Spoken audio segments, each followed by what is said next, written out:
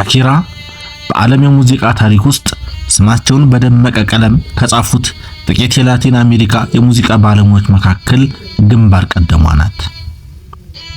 በኮሎምቢያ ከተማ በፈረንጆቹ የካቲት 2 ቀን 1977 የተወለደችው ይህች ድንቅ አርቲስት የሊባኖሳዊና የኮሎምቢያዊ ዘር የተዋሃደባት በመሆኑ የባህል ብዝሃነትን በሙዚቃ ውስጥ በተለየ መልኩ ለማንጸባረቅ ችላለች።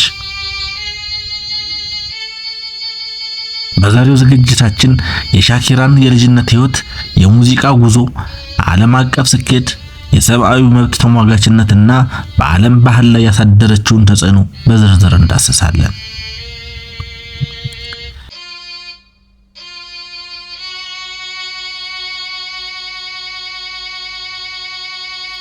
ሻኪራ ገና በለጋ እድሜዋ ልዩ የኪነ ጥበብ ክህሎት ማሳየት የጀመረች ሲሆን የመጀመሪያውን ግጥም የጻፈችው ገና በ4 ዓመቷ ነበር።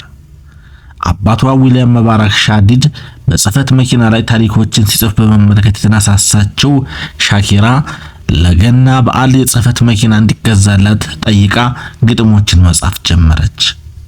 እነዚህ ግጥሞች ከጊዜ በኋላ ወደ ዘፈን ግጥምነት ተቀይረዋል። በትምህርት ቤት ቆይታዋም በሆድ ውዝዋዜ ወይም ደግሞ ቤል ዳንሲንግ ያላትን ተሰጥኦ ያሳየች ሲሆን ይህ የዳንስ ጥበብ ከሊባኖሳዊ አባቷ የወረሰችውና የማንነቷ መገለጫ ስልት እንደሆነ ይታወቃል።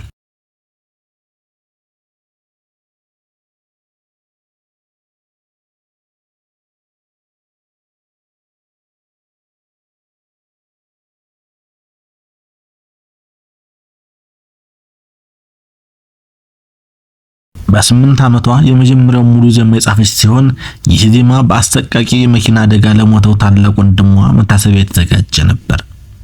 ይህ ክስተት ሻኪራ ገና በልጅነቷ ጥልቅ ስሜትንና ሐዘንን በሙዚቃ የመግለጽ ብስለትን እንደነበራት የሚያሳይ መስታወት ነው።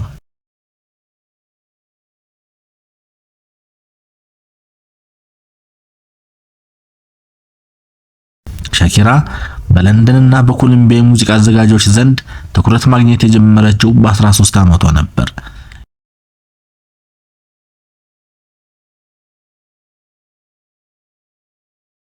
የመጀመሪያው አልበሟ በፈረንጆቹ 1991 በሶኒ ሙዚቃ አማካኝነት የተለቀቀ ቢሆንም የንግድ ስኬት ግን ብዙ አልነበረውም። ከሁለት ዓመታት በኋላ የተለቀቀው ሁለተኛው አልበሟ በተመሳሳይ መልኩ ሰፊ ተቀባይነትን ሳያገኝ ቀረ።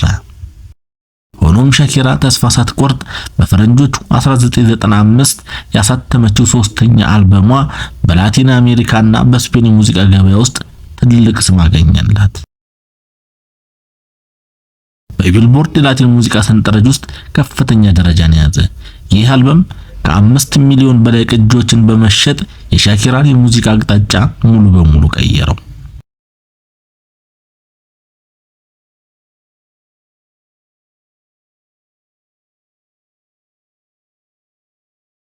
በላቲን አሜሪካ ያገኘችው ዝና ወደ ዓለም አቀፍ ደረጃ ለማሸጋገር ሻኪራ የእንግሊዘኛ ቋንቋን መማርና በእንግሊዘኛ መዝፈን እንዳለባት ተገነዘበች።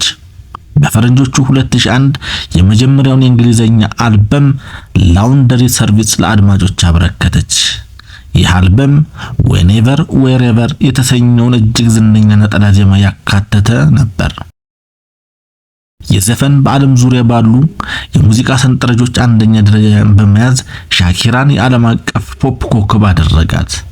አልበሙ በዓለም ዙሪያ ከ13 ሚሊዮን በላይ ቅጂዎች የተሸጠ ሲሆን የላቲን ሮክ እና የአረበኛ ዜማዎችን ከምዕራባውያን ፖፕ ሙዚቃ ጋር ያዋሃደችበት ስልት በአድናቂዎች ዘንድ ከፍተኛ አድናቆትን አተረፈላት።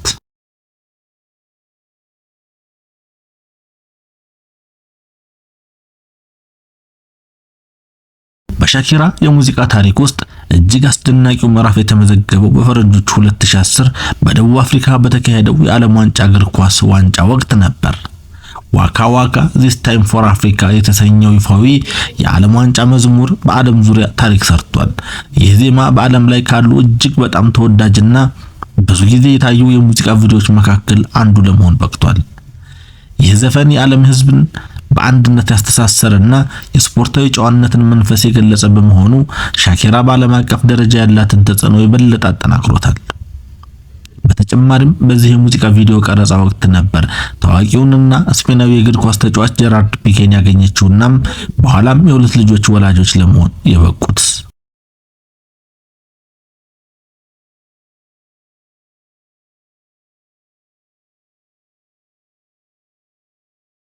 ሻኪራ ከሙዚቃ ስራዎቿ ባሻገር በሰብአዊ መብትና በህፃናት ትምህርት ላይ በሰፊው ትሳተፋለች።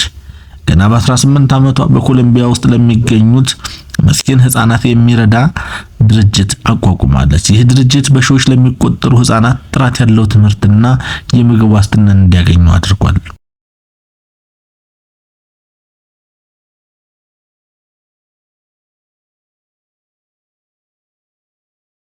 በተጨማሪም ሻኪራ የተባበሩት መንግስታት የህፃናት መርጃ ድርጅት ዩኒሴፍ የበጎ ፈቃድ አምባሳደር በመሆን በማገልገል ላይ ትገኛለች። በትምህርት እድል ዙሪያ በዓለም አቀፍ መድረኮች በርካታ ስራዎችን ሰርታለች። ሻኪራ በሙዚቃ ህይወቷ በርካታ ታላላቅ ሽልማቶችን ያገኘች ሲሆን ከነዚህም መካከል 3 የግራሚ ሽልማቶችን፣ 12 የላቲን ግራሚ ሽልማቶች እና በርካታ የቢልቦርድ ሙዚቃ ሽልማቶችን አግኝታለች።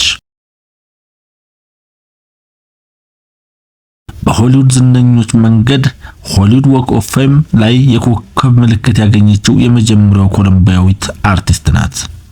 በፈረንጆቹ በ2020 በሱፐር ቦል የግማሽ ሰዓት ትርኢት ላይ ከጄኒፈር ሎፔዝ ጋር በመሆን ያቀረበችው ትርኢት በዓለም ዙሪያ በሚሊዮኖች የሚቆጠሩ ተመልካቾችን ያስደመመና የላቲን ባህልን በዓለም መድረክ ላይ ከፍ ያደረገ ነበር። ሻኪራ ዛሬም ድረስ አዳዲስ የሙዚቃ ስልቶችን በመፍጠርና ከወጣት አርቲስቶች ጋር በመስራት የሙዚቃ ኢንዱስትሪውን እየመራች ትገኛለች። ሻኪራ ከኮሎምቢያ ተነስታ የዓለምን የሙዚቃ መድረክ የተቆጣጠረችበት ምስጢር ተሰጥኦዋ ብቻ ሳይሆን ያላትን ጠንካራ የሥራ ዲሲፕሊን፣ የባህል ብዝሃነትና የማህበራዊ ኃላፊነት ስሜትም ጭምር ነው።